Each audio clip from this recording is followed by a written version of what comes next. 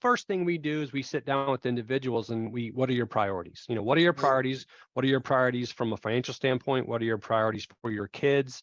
What is your priorities from an equitable distribution standpoint? And that's really where the conversation starts to revolve. So every time you bring an idea or a new thing pops up, we're like, well, that wasn't what you said your priorities were.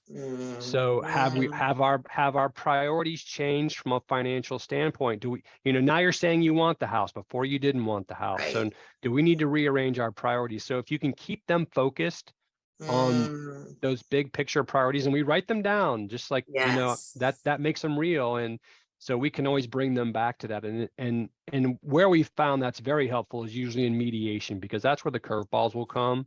Yeah. And we're like, well, is this a priority for you? Was this a priority for you? And if it is, Right. then we need to spend some time on it. So I think the Yeah. biggest challenge is getting started with the overwhelming amount. You've got to do your financial affidavit, your mandatory document disclosure, and your parenting plan. And it can be extremely overwhelming. And so It is. that's, that first crucial step, we spend a lot of time up front trying to make sure that that's done correctly, because if it is, then there should be a flow to the rest of the process. And once you've educated yourself, then you're armed with information, and that's really going to help you.